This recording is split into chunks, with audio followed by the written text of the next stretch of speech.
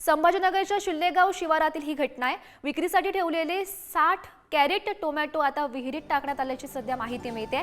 आरोपीवर कारवाई करून नुकसान भरपाई देण्याची मागणी सध्या शेतकरी करताना पाहायला मिळतोय। धक्कादायक अशी बातमी आपण पाहतोय, त्या संदर्भातली दृश्य आपण पाहू शकतो। एका अज्ञात व्यक्तीनं हे टोमॅटो विहिरीत फेकल्याची घटना घडली आहे। त्यामुळे शेतकऱ्याचं मोठ्या प्रमाणात नुकसान झाल्याचं पाहायला मिळतंय। त्यामुळे नुकसानीची भरपाई द्यावी अशी मागणी हा शेतकरी करतोय।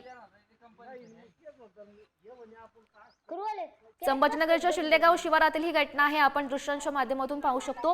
हे विक्रीसाठी टोमॅटो ठेवलेले होते। 60 कॅरेट टोमॅटो हे विहिरीत टाकण्यात आलेले आहेत आणि त्या संदर्भातली ही दृश्य आणि त्यामुळे या शेतकऱ्याचं मोठ्या प्रमाणात नुकसान झाल्याचं पाहायला मिळतंय। आरोपीवर कारवाई करावी आणि नुकसान भरपाई द्यावी अशी मागणी आता हा शेतकरी करताना पाहायला मिळतोय।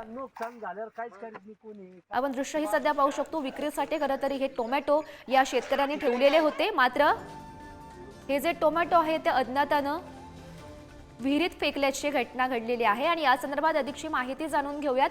आमचे प्रतिनिधी सुमित पवार सध्या आपल्या सोबत आहेत। सुमित, हा धक्कादायक असा प्रकार म्हणावा लागेल। शेतात ठेवलेले विक्रीसाठी हे टोमॅटो ठेवण्यात आलेले होते, जे अज्ञातानं विहिरीत फेकल्याचं सध्या समजतंय। नेमकं काय घडलंय?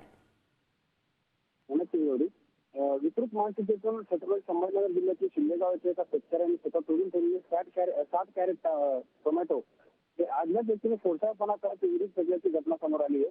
त्यामुळे शेतकऱ्याचं मोठं आर्थिक नुकसान झालं आहे। सोबतच टोमॅटोसाठी वापरले जाणारे फवारणीसाठी लागणारी औषधी व मूळ इतर साहित्य देखील विहिरीत फेकले आहे। या घटनेमुळे सुरक्षित शेतकऱ्यांनी संताप व्यक्त केला असून नुकसान भरपाईची मागणी केली आहे। दरम्यान या गुन्हेगाराला पकडून शिक्षा करावी अशी मागणी शेतकऱ्यांनी केली आहे।